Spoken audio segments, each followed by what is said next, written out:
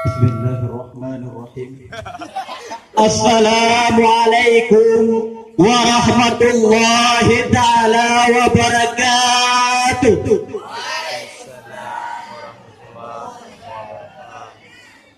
Alhamdulillah.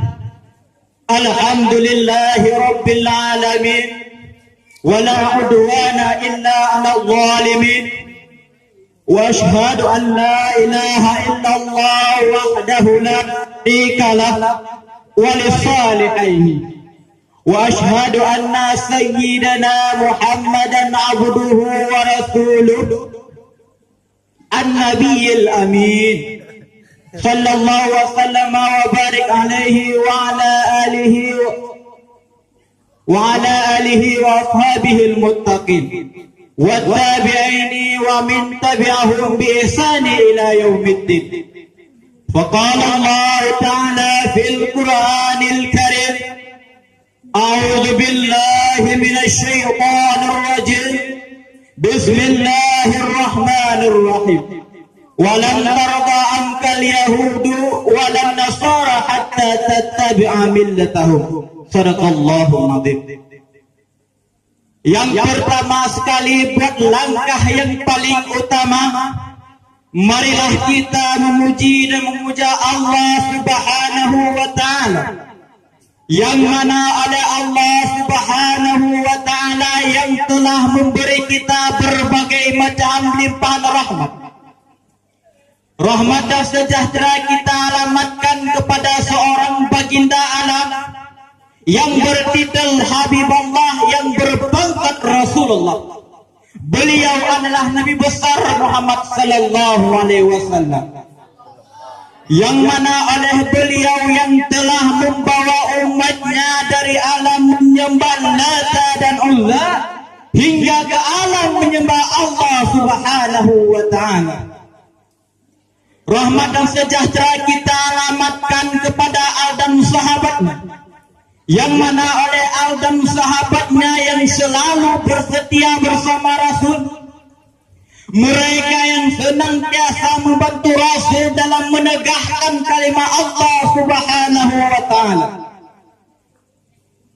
Rahmat dan sejahtera kita alamatkan kepada seluruh alim-alim ulama, yang mana ulama ini merupakan pewaris para anbiya-anbiya. Takdim penghormatan yang pertama sekali kepada ayahanda kita,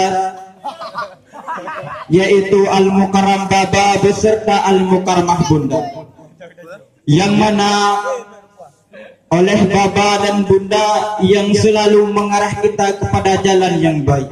Kita doakan kepada beliau dan sekeluarganya selalu diberkati oleh Allah dan diselamatkan iman oleh Allah dari dunia, terlebih-lebih kelaknya di yaumil kiamah. Amin amin ya rabbal alamin. Amin. Dan penghormatan kita kepada seluruh dewan guru yang telah membantu Baba dalam melancarkan roda pendidikan di daerah yang sangat kita cintai ini.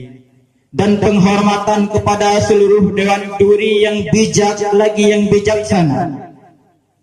Dan penghormatan kepada seluruh santriwan dan santriwati yang telah berhadir pada tempat yang sangat berbahagia ini. Dan penghormatan yang teristimewa kepada seluruh hadirin dan hadirat yang telah berhadir pada tempat yang sangat kita cintai ini. Hadirin dan hadirat yang saya muliakan, seiring dengan waktu terus berjalan dan zaman terus bertukar, polemik-polemik kehidupan yang datang menghantam dan menerkam, entah itu dunia di bidang teknologi dan komunikasi, entah itu tentang pendakilan akidah bagi generasi Islam yang akan datang, entah itu tentang pergaulan bebas yang melanda pada zaman era globalisasi ini. Maka inilah yang akan kita bicarakan, yakni maraknya pergaulan berdampak buruknya bagi bangsa dan agama. Hadirin yang saya muliakan, pergaulan bebas merupakan salah satu tindakan sosial yang kerap kita saksikan di tengah-tengah masyarakat. Tidak hanya di kota-kota besar, bahkan penyakit yang sangat kronis ini sudah menjangkit ke desa-desa.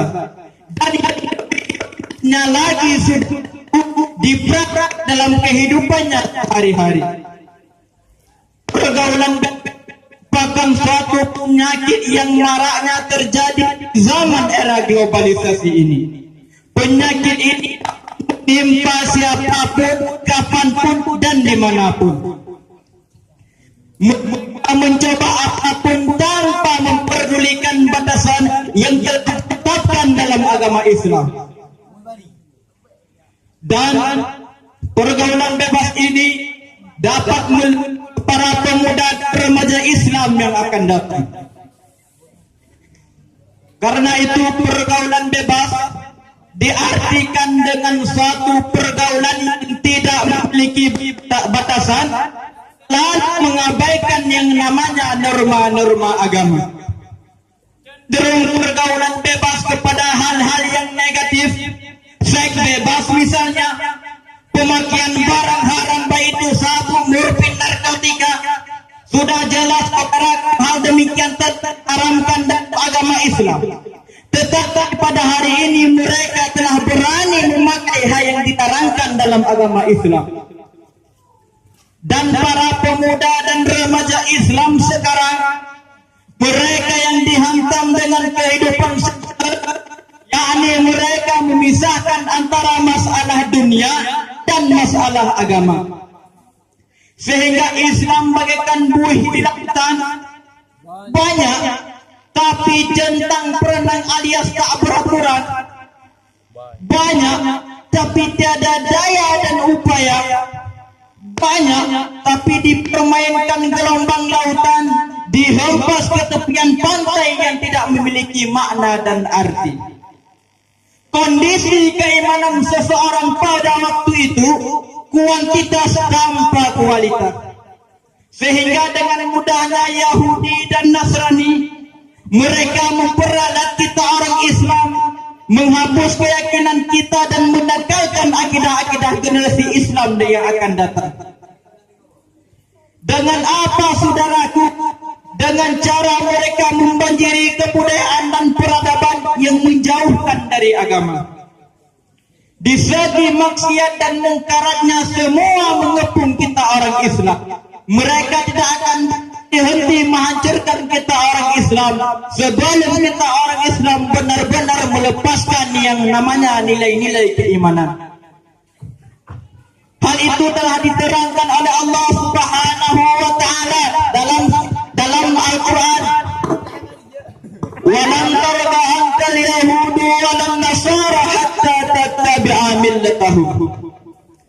Sesungguhnya Yahudi dan Nasrani mereka tidak akan tenang hidupnya sebelum kita orang Islam mengikuti kehidupan mereka. Sudah jelas saudaraku dari ayat di atas yang bahwa Yahudi dan Nasrani mereka tidak akan berhenti-henti menghancurkan kita orang Islam sebelum kita orang Islam patuh kepadanya dan mengikuti tata cara kehidupannya. Salah satu tata cara kehidupannya adalah pergaulan bebas. Hadirin dan hadirat yang saya muliakan, padahal kita tahu yang bahwa pemuda dan remaja ini merupakan bentuk miniatur daripada suatu bangsa.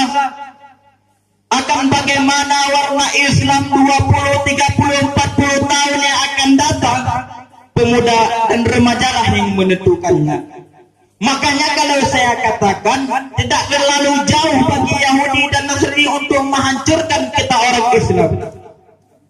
Tidak perlu mereka harus merobohkan seluruh pondok-pondok pesantren. Tidak perlu mereka harus menghentikan seluruh pengajian. Tidak perlu mereka harus membakar masjid sana sini. Tidak perlu dengan saudaraku. Cukup dengan satu cara mereka lakukan, yaitu dengan cara mereka racuni para pemuda-pemuda. Jikalau para pemuda dan remaja Islam telah mereka racuni, maka masalahnya tinggal tunggu pergantian generasi.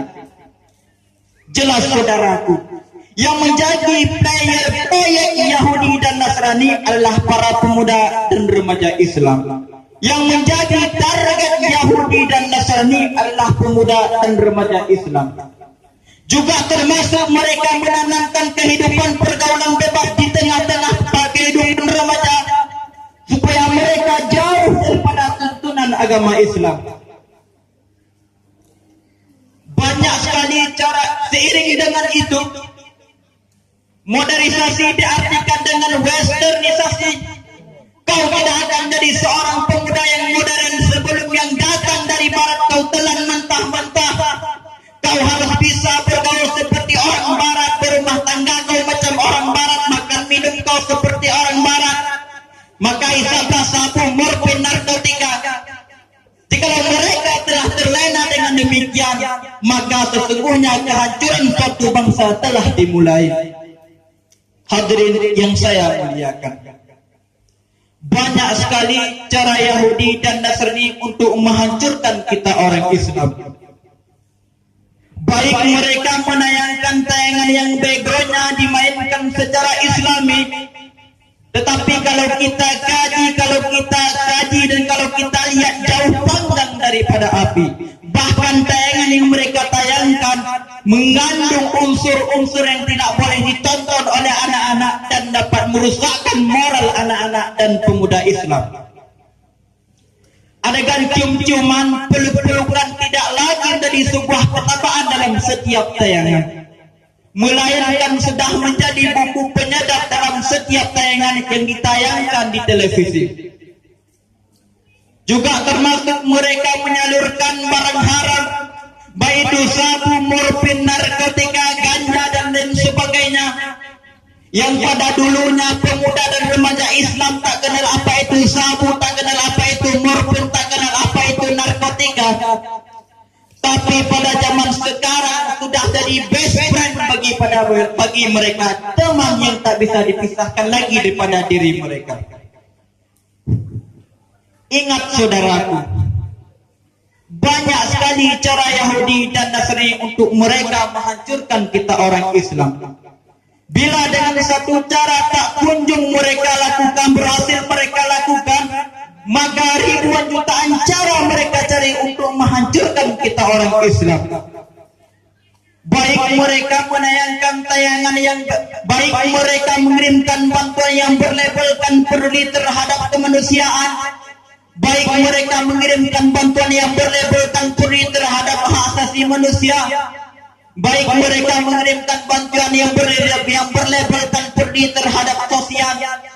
Tapi ketahuilah saudaraku, itu semua adalah kedok bagi Yahudi dan Nasrani untuk memurtadkan kita orang Islam.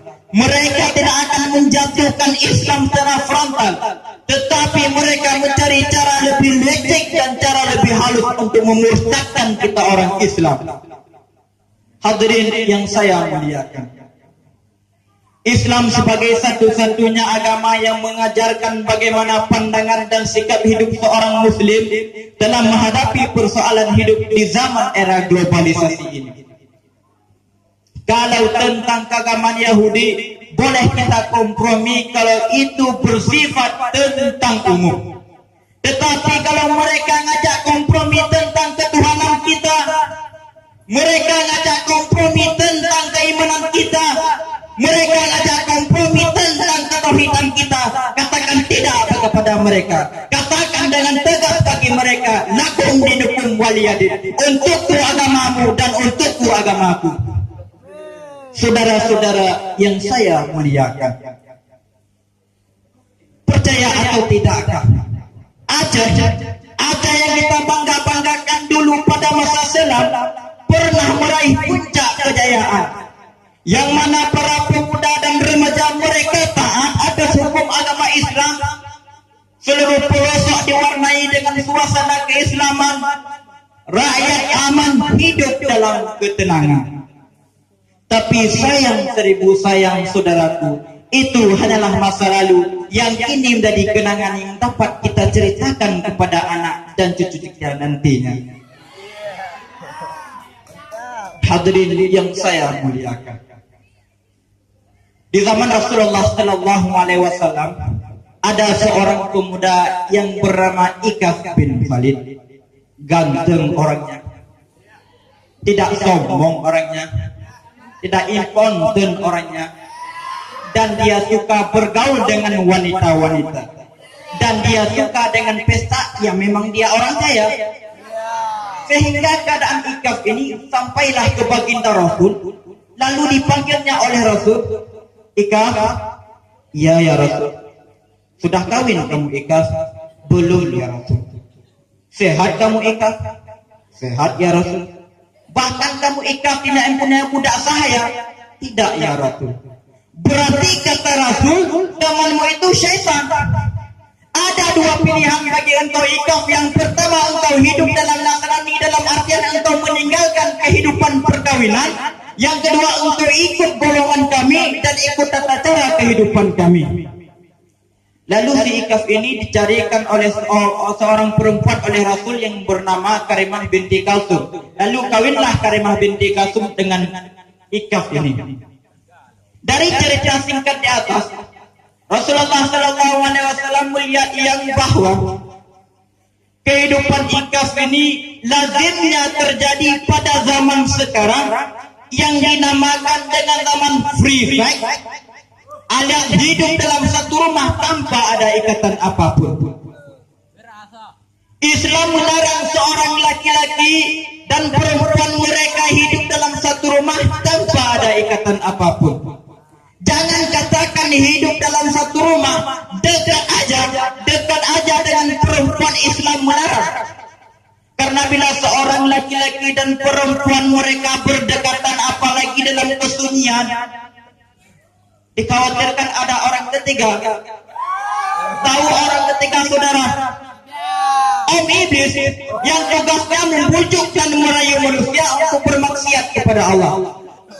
Sudah pernah jumpa dengan dia? Kalau pernah jumpa berarti Anda hebat. Hebat di bidang maksiat. Oleh karena demikian, semasa hayat masih dikandung badan, marilah kita introspeksi diri kita sendiri. Jangan sampai kita terjatuh ke dalam pergaulan bebas. Mengingat dunia yang serba canggih dan serba teknologi ini, bila kita tidak mempunyai iman dan ilmu dalam dada, dengan sangat mudah Yahudi dan Nasrani untuk menghancurkan kita orang Islam. Maka jalanilah hidup ini dengan apa adanya. Jangan larut ke dalam khayalan dan jangan merawang ke alam imajinasi. Kendalikan jiwa Anda untuk dapat menerima dan menikmatinya. Seseorang yang mengekang hidupnya dengan gaya hidup ataupun gaya kehidupan yang modern, maka kehidupannya akan hancur dan porak-poranda. Kata orang barat, hidup ini simple and practice. Tinggal bagaimana kita menata kehidupan. Kalau dalam menata kehidupan kita rapi, cerdik, maka kehidupan lebih terarah dan lebih terwarnai. Tapi kalau dalam menata kehidupan kita obrak-abrik, hancur-hancuran, kehidupan akan hancur yang berujung dengan kebinasaan. Maka tinggal bagaimana kita menata kehidupan ini.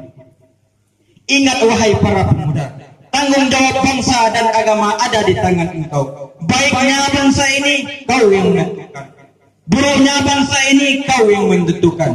Ingatlah kepada perjuangan orang dahulu, mereka yang telah bergugur dalam mempertahankan agama dan akidah ini. Mereka yang telah berperang dengan bambu runcing, bergelimpangan dengan darah, berhadapan dengan pedang demi bangsa dan agama ini. Relakah kita cuma orang mencicipi keberhasilan mereka, menginjak-injak perjuangannya dan memperjuangkan perjuangan mereka, memperjualbelikan perjuangan mereka dengan rupiah dan harta yang sama sekali tiada artinya. Ingat wahai para pemuda, kau yang akan mencetuskan perubahan bagi bangsa dan agama ini. What do you have? Do you have integrity? Apa yang kamu punya pemuda? Kamu punya semangat juang yang sangat luar biasa. You punya marwah, you punya jiwa, you punya semangat. Dan dengan ini boleh kamu tumbangkan Fir'aun Fir'aun kecil. Kalau Fir'aun kecil telah kamu tumbangkan tahun ini, yang lain tidak mengkarung. Maka ciptakanlah perubahan yang baik dan yang akan berguna bagi bangsa dan agama. Mungkin hanya ini yang dapat saya sampaikan. Lebih dan kurang saya mohon maaf. Terima kasih atas segala perhatian. Hadanallahu wa iyyakum ajmain. Assalamualaikum warahmatullahi taala wabarakatuh.